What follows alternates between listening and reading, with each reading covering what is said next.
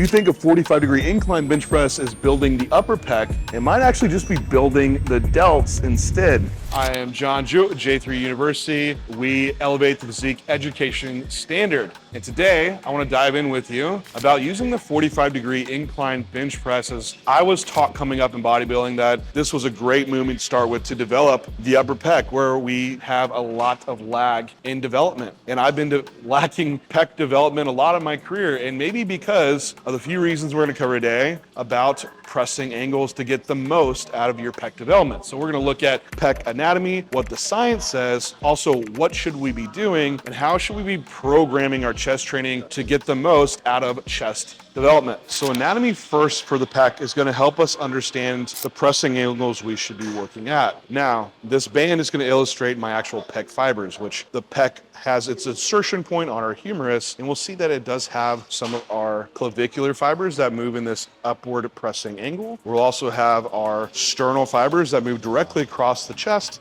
and contribute a lot to this horizontal adduction. We also have our costal fibers that move in a slight decline of an angle. Now, this pec is fan-shaped, right? And has one insertion point. So at any of these angles, all the pec fibers are going to have contribution. When you see this degree of what angle you do press at, you might have a slight bit of bias to that part of the pec, and this creates what angle should we be pressing at. So if we know this type of orientation of where these pec fibers originate at, what they insert at, it gives us some working mechanics of where we should be setting our incline benches to put different biases into that part of the pec. Another point around pec fiber orientation is to not just think of the pec in this 2D plane, it works in a whole three-dimensional line. So we do see from our side view as well that as I get more into scapular retraction, what happens to these pec fibers?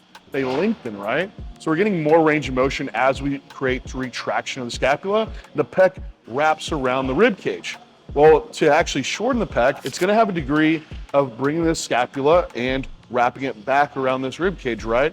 Contributing to protraction. So we should have these scapulas moving if our goal is to fully lengthen and shorten the pec, which is going to also determine our cueing and our function of what we want in the bench press. So what does the science say? We can look at this 2020 EMG paper. We have 30 randomized subjects testing the bench press at varying bench press angles from 0, 15, 30, 45, and all the way up to 60 degrees. They put this EMGs all over the upper, the mid, and the lower pecs to see what has activity as they're doing these lifts. And what we see is when we start at 0 degrees, we have about an equal contribution of all pec fibers. As we move to 15 degrees, we have a lesser contribution to the mid and lower pec fibers, and the upper pec fibers increase a little bit. Moving up to 30 degrees, we see the lower and mid pec fibers drop off more drastically, reaching a peak activation of the upper pec fibers. Now, going beyond 30 degrees, we see a big drop off in all pec fiber contribution, and the front delt really starts to dominate. And as you get to 60 degree, it's even more so contribution to front delt. Now, what about the triceps? Well, at any pressing angle, we have about an equal contribution. So based on this EMG study for muscle activation, training between the 0 to 30 degree mark is optimal for getting the most activation for the pec without going to having more front delt contribution as you get to more steeper angles, which is what we used to think with moving to a 45 degree press being more optimal for the upper pec, when really it's more of a front delt press. So what to do? And that's find your pressing angle. I want you to stand upright, go into horizontal abduction, getting a strong pec contraction, starting down at this really low angle. And if you feel that lower pec contraction and look at your torso angle, this begins to build out the framework of what should your pressing angle be. So I start here and I can feel a lot of strong pec contraction. As I move up, I continue to feel my pec and feel there. And beyond this angle, I start to feel my delt really take over. So here we have this 0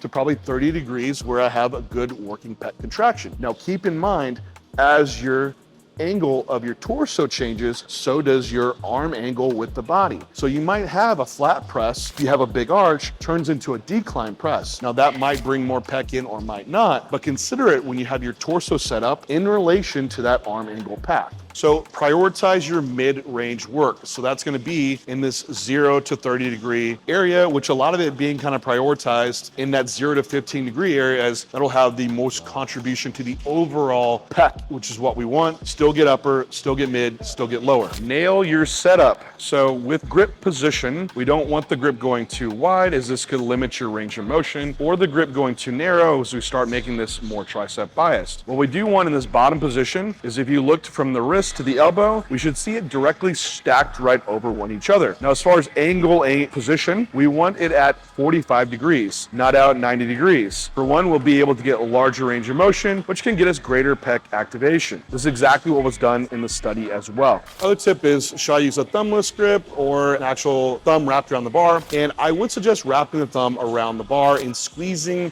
hard. Squeezing the heart activates all the other musculature that helps stabilize joints. Stabilized joints allow you greater force output. It's called the irradiation effect. And you'll notice more stability in your press. If you have more stability, you'll be able to output more from the pec. Last thing in the what to do is head position. Should the head come off the bench or not? And for the most part, this doesn't change much, as most of the pressing has happened below the shoulder joint. But when the head starts to move down, the sternum can drop, and that can change our pressing angle. So you might have some people that shift that loading more into the front delt because it becomes a steeper pressing angle. So what I would suggest is lock in your head position to where you don't change your pressing angle and lose that pec connection that you had. Head down is typically a more stable position, so try and see what works best for you. Programming for a massive chest. If you want more upper pec biased, start with the highest angle that you can get that upper pec contraction with. For many, it's 30 degrees. Then finish with one pressing movement in that horizontal pressing plane from 0 to 15 degrees. And you can do one isolation movement as well, which is usually going to be a fly, and load it at the end of the session in that lengthened position. That 45 degree angle I would leave out of your chest pressing day, as that would be more prioritized if you're looking to develop the front delts. If you want more help with exercise execution, check out our applied hypertrophy course in J3U University, where we teach physique enhancement with real biomechanics applied. Thanks for tuning in, guys, and we'll talk to you next time.